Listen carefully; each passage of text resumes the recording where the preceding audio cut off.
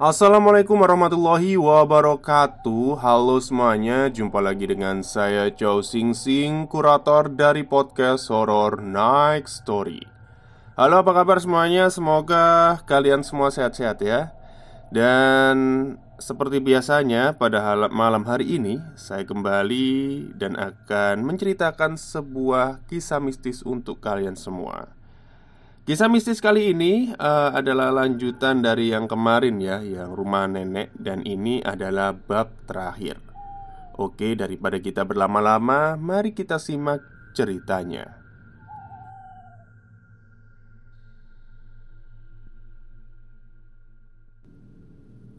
Kevin pun menutup pintu dan membalikkan badan. Dan bak petir yang menyambar. Kevin terkejut.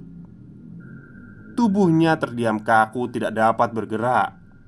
Matanya terbelalak, tidak dapat mempercayai apa yang dilihatnya di jendela yang terbuka tempat dia merokok tadi. Pemandangan yang tidak dapat ia lupakan seumur hidup. Di luar jendela, dilihatnya sesosok wanita dengan rambut panjang, hampir menutupi seluruh wajahnya. Bajunya kusam dan kotor, dan bagian paling mengerikan adalah satu matanya yang tidak tertutupi oleh rambut. Bola matanya seakan menyeruak keluar, tidak berada pada kelopak matanya. Wanita tersebut tersenyum simpul namun sangat mengerikan. Sontak, Kevin berteriak histeris dan lari tunggang-langgang ke lantai bawah. Baru kali ini, pertama kali dalam hidupnya, ia bisa melihat sosok seperti itu.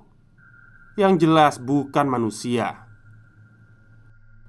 Bagaimana mungkin manusia bisa melayang di luar jendela lantai 2? Dia pun berlari ke kamar neneknya yang ternyata tidak dikunci. Dilihatnya Nek Ida sudah tertidur pulas. Tak tega membangunkannya, Kevin memilih tidur di lantai beralaskan sarung dan sajadah. Tubuhnya masih bergetar hebat mengingat kejadian yang baru saja dialaminya. Apa salahnya sampai-sampai didatangi makhluk seperti itu? Dengan perasaan kalut dan gemetar, ia pun tertidur. Esok paginya, dia terbangun oleh suara yang tak asing lagi baginya. "Loh, Kevin, kenapa tidur di sini? Pakai sajadah lagi?" tanya Nek Ida sembari membangunkan Kevin. Kevin pun bangun sambil mengucek matanya. Dia pun menceritakan apa yang dilihatnya tadi malam. Mungkin kamu salah lihat.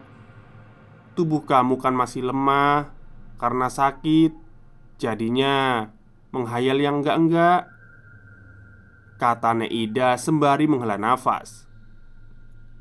Kevin yakin 1000% dia tidak menghayal. Sosok mengerikan tadi malam sangat jelas untuk sebuah lamunan. Ya sudah, ya sudah. Kamu sarapan dulu ya. Sudah nenek siapin." Nek Ida berusaha menenangkan Kevin. Kevin pun beranjak pergi ke dapur dan melahap sepiring nasi goreng buatan neneknya itu. Sialnya bagi Kevin, hari itu neneknya harus pergi keluar kota untuk mengikuti arisan keluarga, seperti acara tahunan, dan akan menginap sehari di sana. Yang berarti Kevin akan sendirian di rumah itu. "Kevin gak mau sendirian di rumah, Nek. Takut," ujar Kevin memprotes.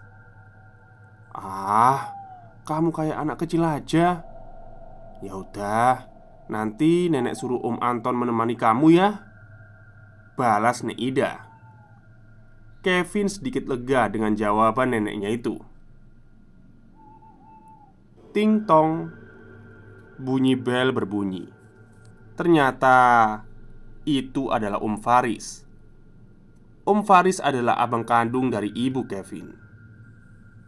"Loh, Kevin nggak kuliah?" tanya Om Faris setelah duduk di ruang TV. "Enggak om, Kevin demam dari semalam." "Oh, Riz, nanti teleponkan Anton ya. Suruh dia menginap temani Kevin malam ini," sahut Neida. "Oh, baik bu," kata Om Faris. Setelah mengingatkan Kevin untuk tidak lupa mengunci semua pintu, Neida dan Om Faris pun pergi. Sedangkan Kevin menghabiskan waktu dengan menonton TV di bawah, sembari menunggu kedatangan Om Anton yang berjanji akan datang setelah maghrib. Kevin melamun di tengah ruang TV. Pikirannya masih teringat kejadian tadi malam.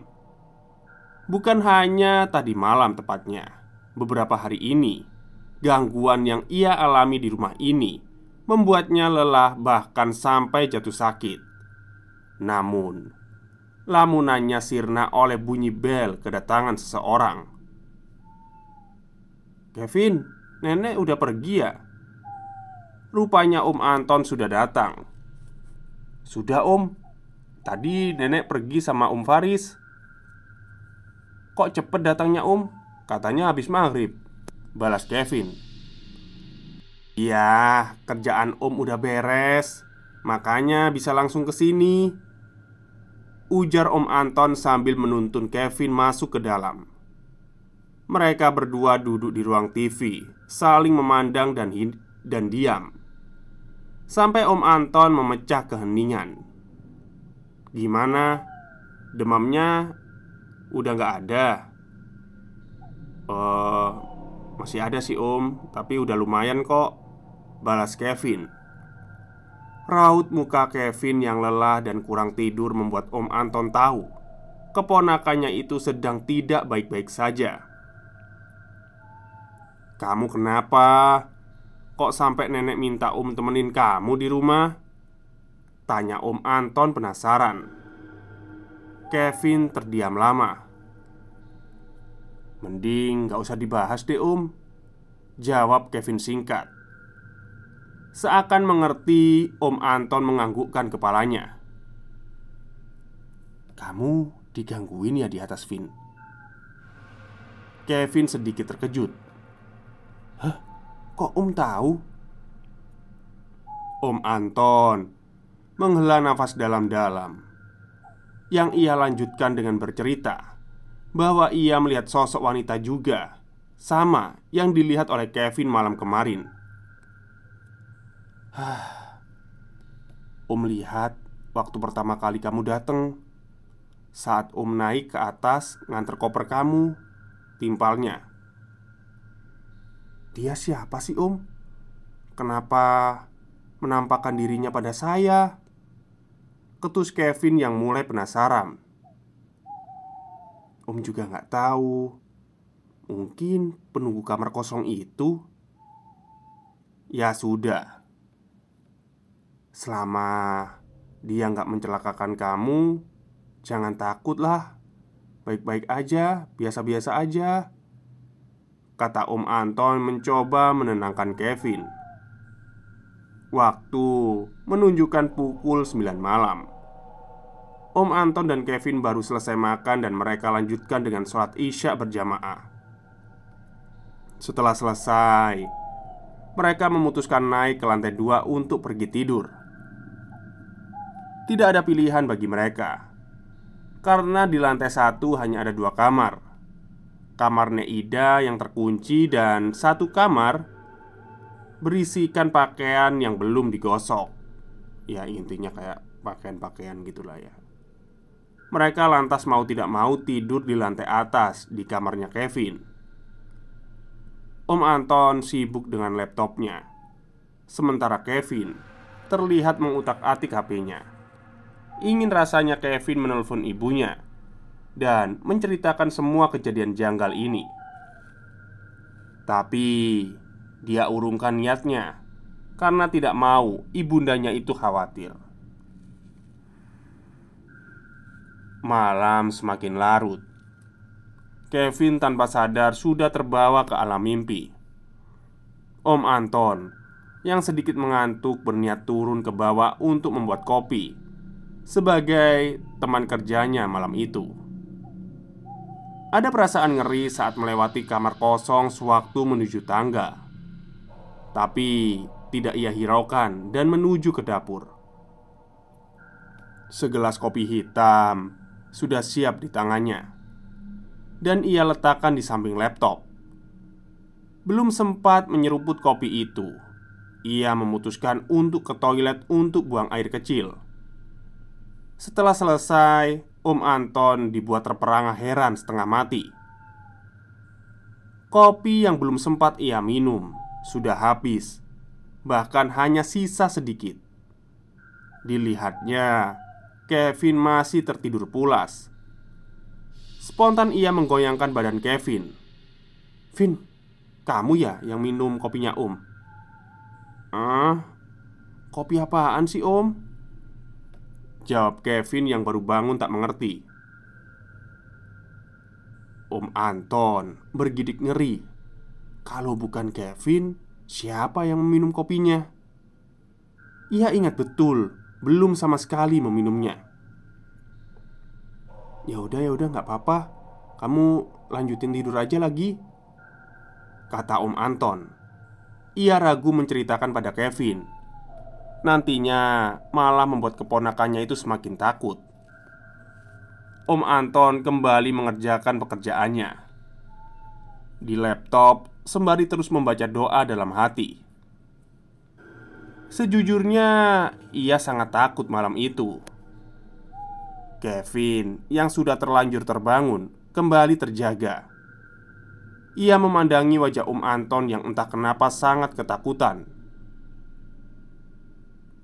"Om nggak apa-apa kan?" tanya Kevin penasaran. Om Anton hanya membalas anggukan kepala. Kevin tahu ada yang tidak beres baru saja terjadi. Akhirnya mereka terjaga hingga larut malam. Jam menunjukkan 2 dini hari. Entah mengapa hawa di kamar itu menjadi gerah dan tidak nyaman. Kevin menjadi gelisah, teringat kejadian-kejadian yang menimpanya malam itu. Sampai suatu suara membuat mereka membatu terdiam. Suara mengeram, seperti suara binatang buas. Kevin refleks melihat wajah Om Anton. Begitu juga sebaliknya. Mereka sama-sama mendengar suara itu. Om denger kan?" tanya Kevin. "Shh, sudah, nggak usah dihiraukan. Bukan apa-apa." Om Anton berlagak tenang, padahal lututnya sudah gemetaran dari tadi. Mereka terdiam lama sekali. Tiba-tiba saja terdengar suara benda terjatuh, membuat mereka terperanjat kaget. Suara itu dari dalam toilet. Om Anton yang kaget langsung membuka pintu toilet itu. Ternyata vas bunga kecil di toilet terjatuh dengan sendirinya. Bukan pertanda baik, pikir Om Anton dalam hati. "Apa itu Om?" tanya Kevin ketakutan.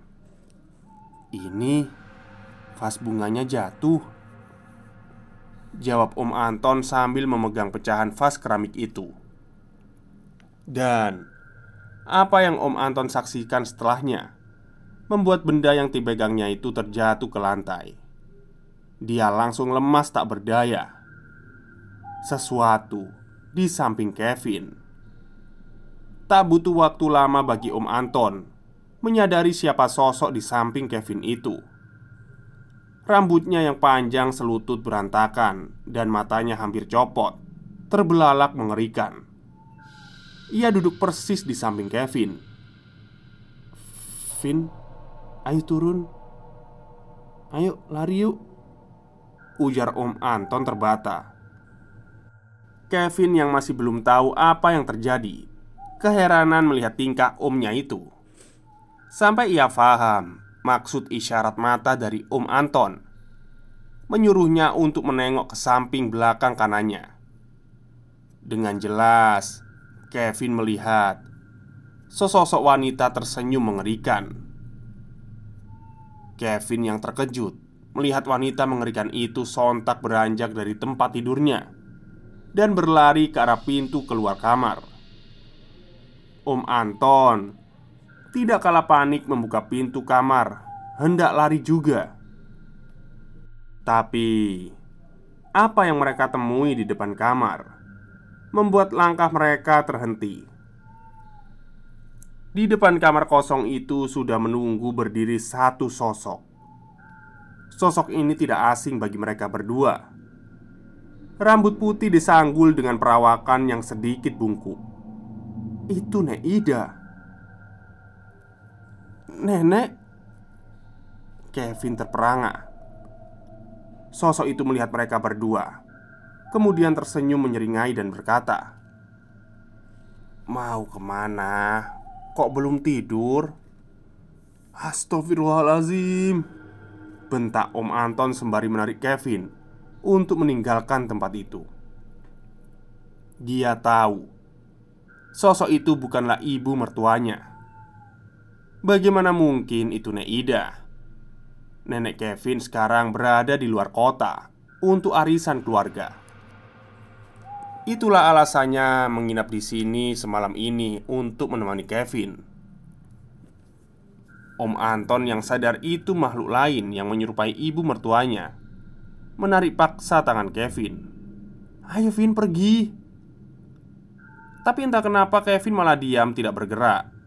Bukannya tidak mau, serasa ada yang menahan pergelangan kakinya dari bawah. Dan seketika dia melihat apa yang membuatnya tak bisa bergerak itu. Bulu kuduknya bergidik hebat. Ingin rasanya ia pingsan. Tepat di bawah Kevin, wanita yang tadi berada di kamarnya tengah memegangi pergelangan kakinya. Badannya setengah merangkak dengan kuku-kuku panjang pada kedua tangannya. Kevin ketakutan, namun tak berdaya. Dia berupaya bergerak, tapi tetap saja hasilnya nihil. Tiba-tiba, sosok jin yang menyerupai Nek Ida tertawa cekikikan. Begitu kerasnya. Om Anton dan Kevin menyaksikan semuanya, merinding setengah mati. Kevin mulai menangis. Dia tidak tahu harus berbuat apa. Om Anton yang tidak tahan lagi memaksa menarik Kevin dengan satu hentakan kencang sambil berteriak, "Allahu Akbar!" Kevin pun memaksa kakinya lepas dari cengkraman si wanita buruk rupa itu. Setengah menendang, akhirnya Kevin berhasil lepas. Mereka berdua berlari menuruni tangga sampai akhirnya mereka berhasil turun ke bawah. Keringat mengucur deras dari wajah keduanya. Mereka masih tidak percaya dengan apa yang baru saja mereka lihat. Bak adegan di film horor, kejadian barusan seperti mimpi saja rasanya. Tapi mereka tahu itu bukan mimpi. Suara cekikikan dari sosok yang menyerupai Nek Ida masih menggelegar seantero rumah. Seakan sengaja memastikan mereka berdua tidak berhayal. Kevin menangis. Dia sangat ketakutan. Om Anton memeluknya berusaha untuk menenangkan. "Istighfar Vin, istighfar. Baca doa banyak-banyak," seru Om Anton. Om Anton kemudian menyalakan semua lampu yang ada di lantai bawah, berharap hal itu dapat meredakan suasana.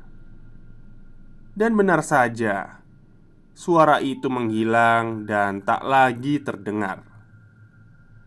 Dituntunnya Kevin rebahan di sofa ruang TV. Keponakannya itu masih gemetar, begitu hebatnya. Setelah minum beberapa gelas air, akhirnya Kevin bisa tenang. Kemudian ia tertidur pulas. Om Anton berjaga di sampingnya, memastikan makhluk-makhluk tadi tidak lagi mengganggu mereka. Tanpa sengaja, Om Anton juga ikut tertidur. Teror luar biasa malam itu menguras habis tenaga mereka. Sudah siang. Keesokan harinya Om Anton terbangun. Ibu mertuanya sudah kembali dari luar kota bersama abang iparnya, Faris.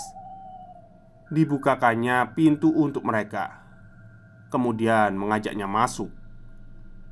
Nek Ida terkejut melihat Kevin tertidur di sofa ruang TV. "Loh, Kevin kenapa tidur di situ, Ton?" "Anu, Bu, ceritanya panjang," jawab Om Anton lemas. "Kamu nggak apa-apa, Ton? Kok kayaknya lemes banget gitu?" tanya Om Faris ketika melihat wajah lesu lunglai Om Anton. "Ah, saya nggak apa-apa, Mas. Tapi Kevin kayaknya shock banget," timpal Om Anton. "Kamu ngomong apa sih, Ton? Terus kenapa Kevin bisa tidur di sofa gitu?" tanya Nek Ida lagi. Om Anton diam sejenak. Setelah menegak air segelas, kemudian ia menceritakan semuanya. Betapa teror tadi malam sangat mengerikan. Begitu jelas dan begitu nyata dirasakan. Setelah mendengar ceritanya itu, Nek Ida tercekat. Didekatinya Kevin yang masih tergeletak di sofa. Dia duduk bersimpu di sampingnya dan membelai rambut Kevin. Dan kemudian Nek Ida terkejut melihat kaki Kevin. Kaki yang menjadi saksi bisu dari makhluk-makhluk jahanam di lantai 2 kamarnya itu. Di kaki Kevin, dari mulai mata kaki hingga betisnya terdapat 3 bekas guratan panjang dengan darah mengering di bekasnya. Persis seperti cakaran binatang berkuku panjang. "Kurang ajar, beraninya mereka mengganggu cucuku seperti ini," geram Nek Ida sambil mengepalkan tangannya. Nek Ida berjalan ke arah telepon rumah. Ditekannya beberapa angka dan sekejap ia terlihat percakapan serius dengan seseorang di balik telepon itu. Om Anton dan Om Faris hanya diam sembari menunggu Nek Ida selesai menelpon. "Kamu mandi dulu lah, Ton. Sebentar lagi Pak Said datang. Ibu udah minta tolong," ujar Nek Ida setelah menutup gagang teleponnya. Rupanya ia menelpon seorang ustadz, Pak Said. Dia adalah ustadz sekaligus guru ngaji di masjid dekat rumahnya. "Baik, Bu," jawab Om Anton singkat. Seketika Om Anton bergegas mandi. Kevin terbangun. Ia menangis melihat neneknya sudah pulang. Lantas Kevin segera memeluk erat neneknya itu. Ia pun menceritakan apa yang dialaminya tadi malam sambil menangis terseduh-seduh. Nek Ida yang iba membelai rambut cucunya itu. Sudah, nenek sudah tahu ceritanya. Sekarang kamu mandi dulu ya. Nenek udah minta tolong Ustadz Said untuk datang," kata Nek Ida sembari terus memeluk Kevin. Kevin mengangguk pelan sambil menyeka air matanya yang sudah banjir. Ia pun perlahan beranjak mandi. Selang sejam mereka semua sudah duduk di ruang TV menunggu Pak Said yang tak kunjung datang. "Assalamualaikum." Tiba-tiba penantian mereka berakhir. Pak Said datang dengan 2 anak remaja masjid asuhannya. "Waalaikumsalam," Om Faris menjawab sembari melangkah kaki untuk membuka pintu. Mereka pun masuk dan menuju ruang TV di mana Nek Ida dan yang lain berada. Setelah saling membalas salam, Pak Said duduk di antara mereka. "Terima kasih ya Pak, udah datang. Gini, cucu saya mengalami kejadian yang tidak mengenakan tadi malam," kata Nek Ida. Setelah itu, Neida dan Om Anton menjelaskan secara rinci kejadiannya. Kevin juga menambahi cerita versinya. Pak Said manggut-manggut seakan sudah tahu titik permasalahannya di mana. Lantas, ia mengajukan satu pertanyaan pada Kevin. "Kamu pernah masuk ke kamar kosong itu, Vin?" tanya Pak Said serius. "Pernah, Ustadz." Kevin menjelaskan bahwa ia pernah masuk untuk membersihkan kamar itu. Bahkan, ia merapikan dan menaruh wewangian untuk menutupi bau apek yang memenuhi kamar itu. Setelah diam beberapa saat, Ustadz itu berkata pada Neida, "Boleh saya lihat kamarnya di atas, Bu?" "Oh, silakan, Pak," jawab Neida cepat. "Saya aja yang naik, yang lain silakan tunggu di sini aja," kata Pak Said. Ia pun naik sendirian ke lantai 2. Tak kurang dari 10 menit Pak Said berada di lantai atas. Ia pun turun kembali dan duduk di depan kita. "Sepertinya saya sudah mengerti kenapa Kevin diganggu seperti ini," ujarnya tanpa basa-basi. Pak Said menjelaskan bahwa para penghuni kamar itu merasa tidak senang dan terusik karena Kevin membersihkan kamar itu. "Jumlahnya banyak, Bu.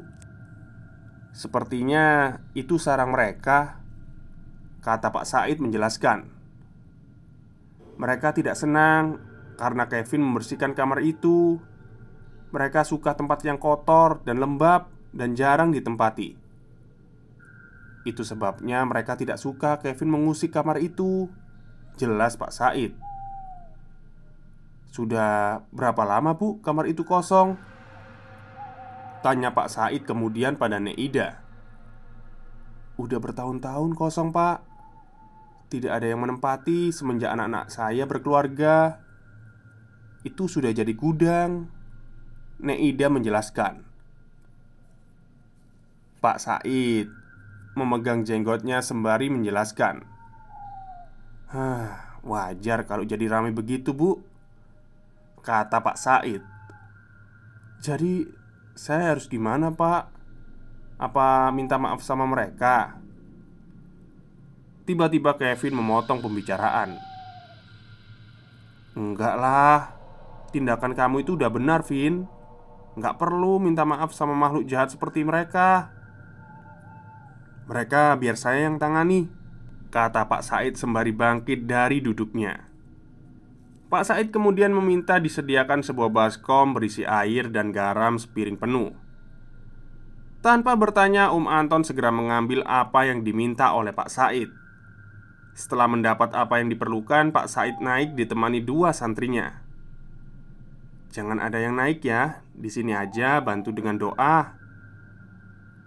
Lama sekali Pak Said dan santrinya berada di kamar kosong itu. Hampir 2 jam lamanya. Neida dan yang lain menunggu di bawah. Kevin semakin cemas.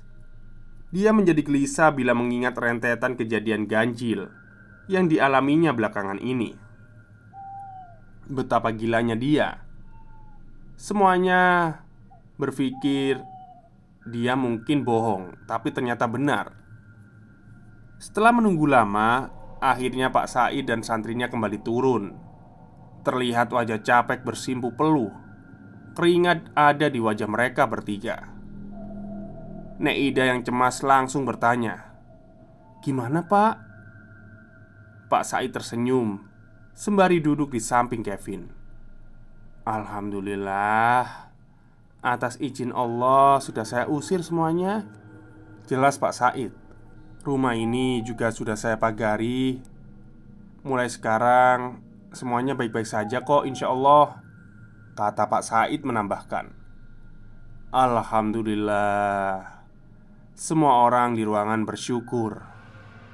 Tak terasa sudah waktunya ba'da asyar. Mereka semua pun sholat berjamaah. Sebelum berpamitan pulang, Pak Said berpesan pada semuanya. Pesan yang akan diingat terus oleh Neida beserta anak cucunya itu. Pesan yang secara langsung mengingatkan bahwa setiap rumah pasti ada makhluk-makhluk lain yang menunggui, karena kita memang hidup berdampingan dengan mereka. Tergantung bagaimana kita bersikap dan menjaga rumah kita sendiri. Hendaknya rumah kita senantiasa diiringi lantunan ayat suci dan ibadah sholat yang menjadi tiang agama. Jangan biarkan rumah kita gelap dan kosong, karena makhluk sejenis jin dan kawanannya senang sekali dengan tempat yang gelap, kotor, dan sepi. Jikalau kosong pun, hendaknya ruangan itu dibersihkan dan diberi penerangan yang cukup. Sebagaimana orang yang beriman, kita harus percaya bahwa mereka ada di sekeliling kita. Akhir cerita, rumah tersebut sudah kembali normal dan nyaman. Kevin sekarang sudah lulus kuliah dan bekerja di salah satu bank swasta di ibu kota. Sedangkan rumah Neida, bukan Kevin lagi yang menempati. Sekarang giliran adik sepupunya yang tinggal di sana untuk merantau kuliah. Betapa beruntungnya adik sepupunya itu, tidak harus mengalami kejadian mengerikan seperti yang Kevin alami. Tapi itulah hidup. Ada pelajaran yang bisa diambil dari semua itu. Akhir kata saya undur diri, sampai jumpa di treat selanjutnya.